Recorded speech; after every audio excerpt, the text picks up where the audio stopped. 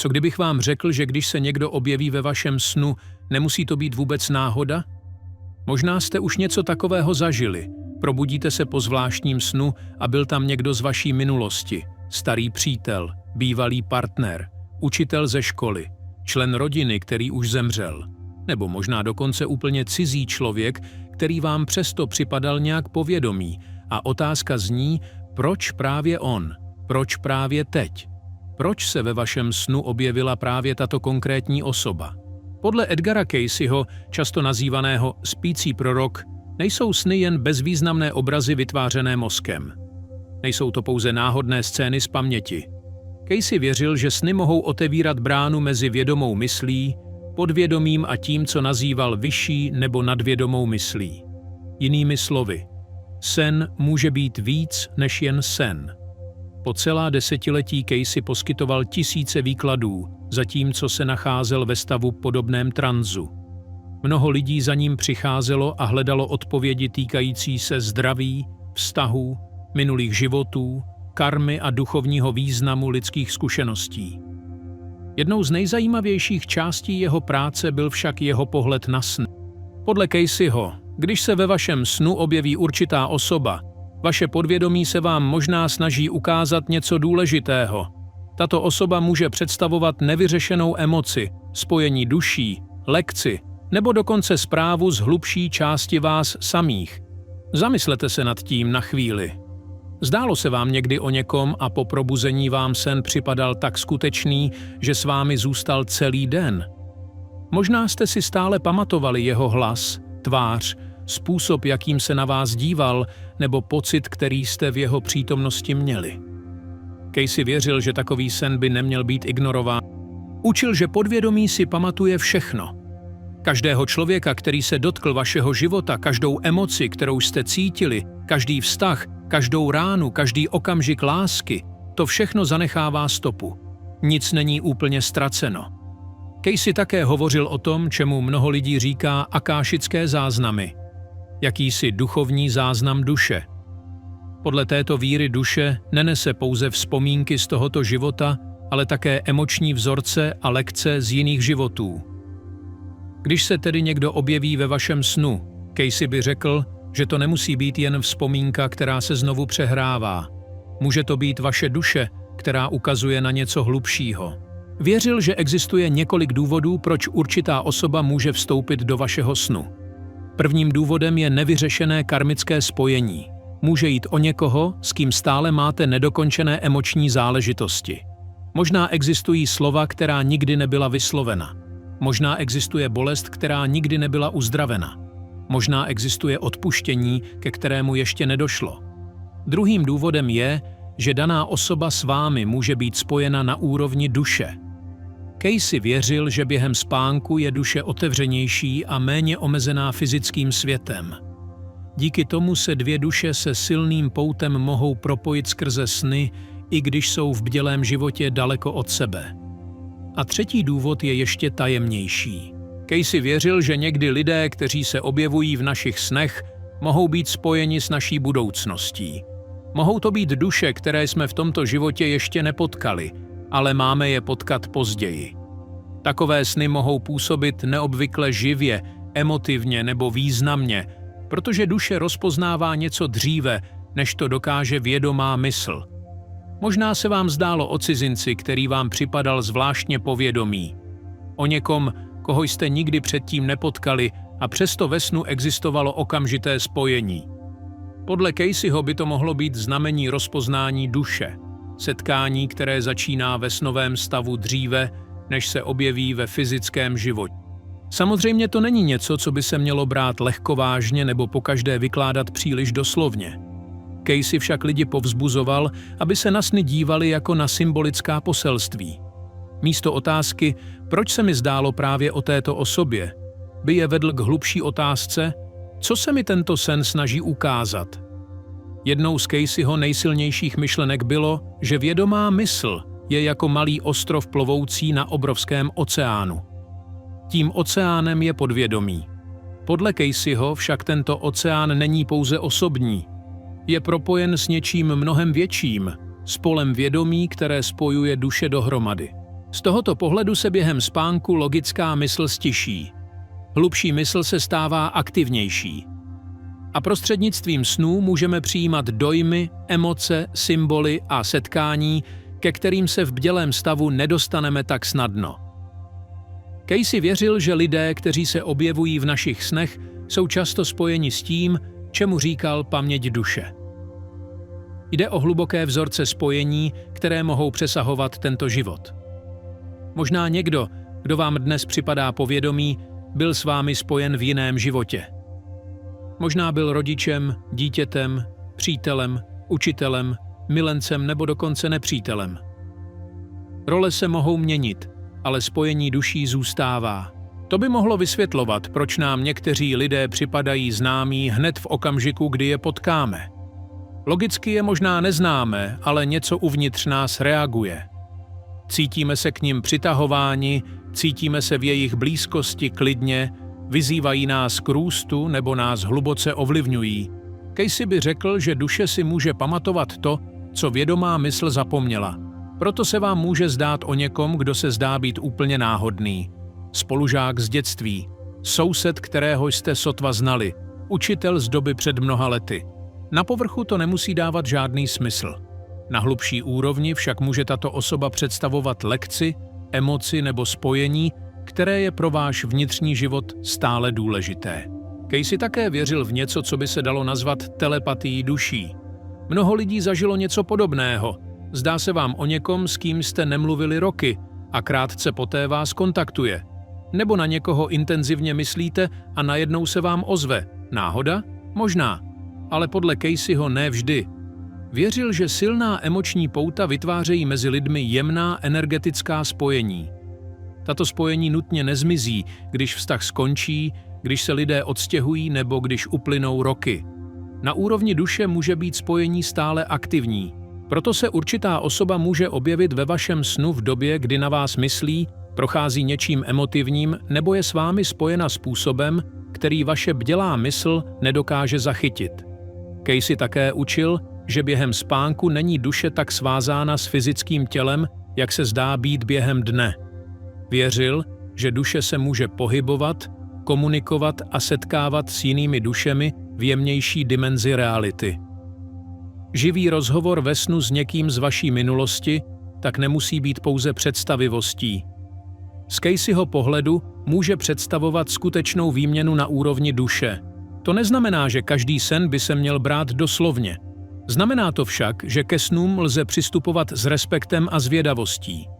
Pokud se někdo ve vašich snech objevuje opakovaně, Casey by doporučil položit si otázky. Jakou emoci si s touto osobou stále spojuji? Co mě tento vztah naučil? Co zůstalo nedokončené?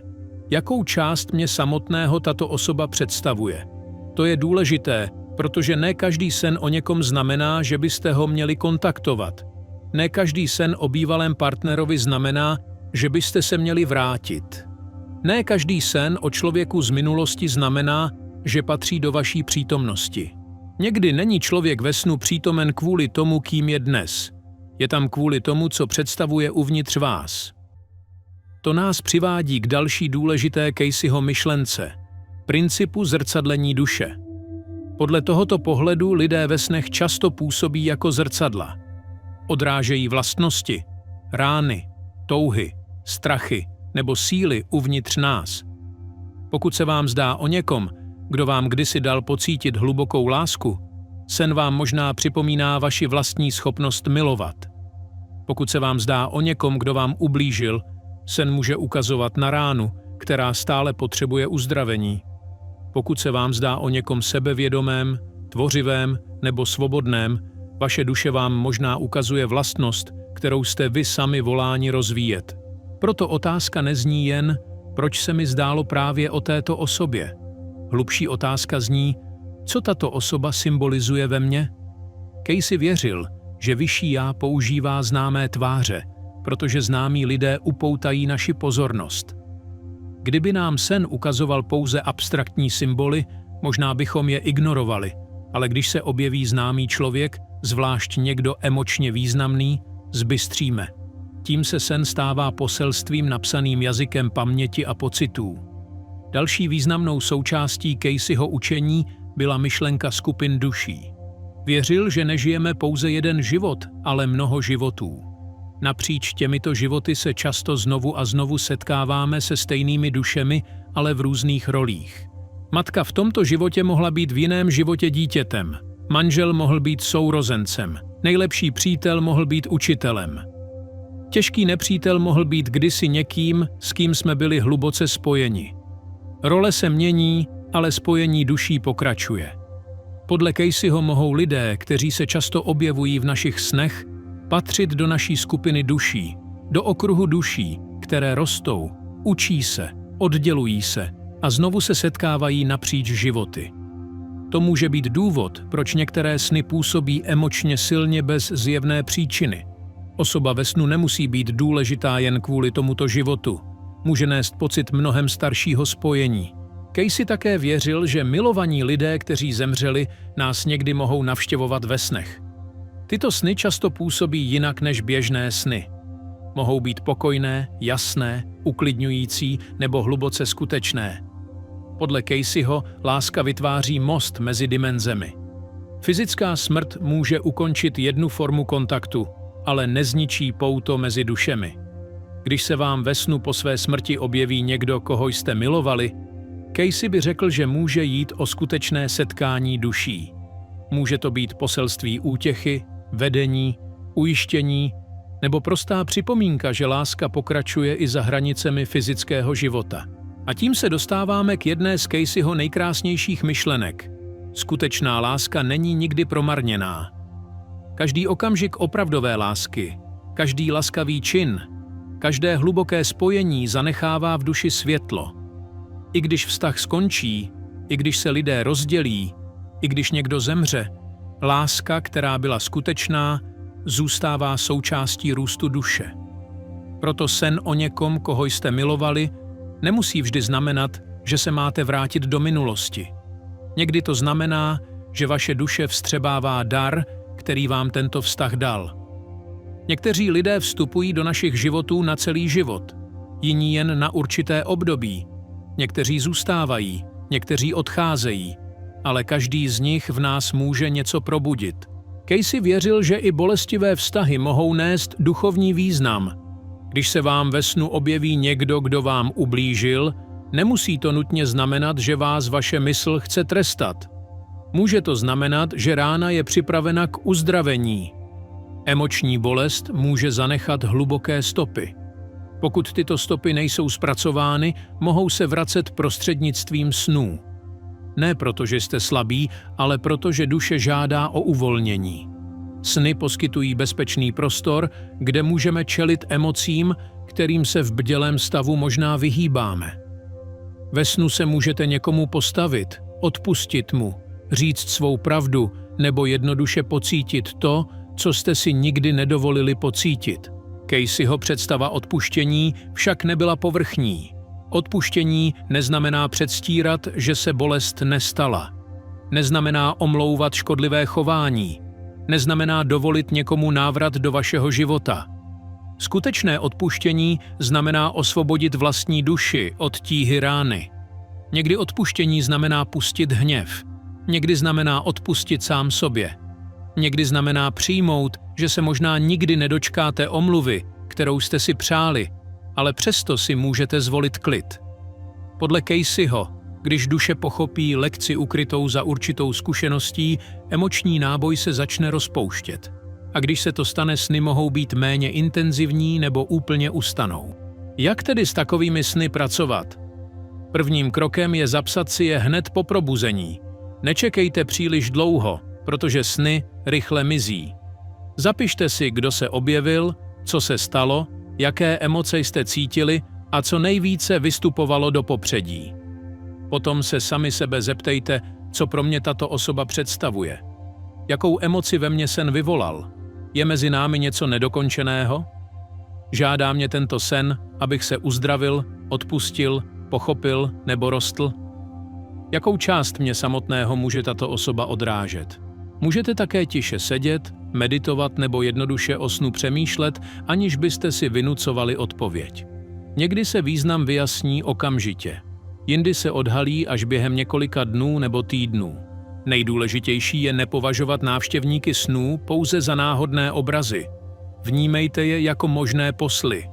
Mohou nést vzpomínky, emoce, lekce, varování, útěchu nebo vedení. Podle Edgara Cayceho nám sny pomáhají vzpomenout si, kým skutečně jsme. Ukazují nám, kde jsme zranění, kde rosteme, kde jsme stále připoutaní a kde v nás stále žije láska. Až se tedy příště někdo objeví ve vašem snu, na chvíli se zastavte, než to odmítnete. Možná to byl jen sen, ale možná to bylo také poselství. Možná tam ta osoba nebyla náhodou. Možná byla zrcadlem, učitelem, spojením duší nebo připomínkou něčeho, co je vaše hlubší já připraveno pochopit. A možná největší poselství, které Cayce nabízel, je toto. Láska je jediná věc, která skutečně přetrvává. Všechno ostatní se mění. Těla, jména, místa, životy, vztahy, role. Ale láska a lekce sdílené mezi dušemi pokračují. Někdy se vracejí jako vzpomínky, někdy se vracejí jako lidé a někdy se vracejí ve snech. Pokud s vámi toto téma rezonovalo, napište do komentářů. Zdálo se vám někdy o někom tak živě, že to působilo skutečně? Rád bych si přečetl vaši zkušenost. A pokud chcete více videí o snech, spojeních duší, minulých životech, karmě a skrytém významu lidských vztahů, nezapomeňte se přihlásit k odběru kanálu. Děkuji, že jste se dívali až do konce. Vaše podpora pro mě hodně znamená. Pokud chcete pomoci tomuto kanálu růst, můžete dát videu like, sdílet ho, zanechat komentář nebo použít super thanks níže. A pamatujte, až vás příště někdo navštíví ve snu, nemusí to být náhoda. Může to být zpráva, na kterou vaše duše čekala, až ji uslyšíte.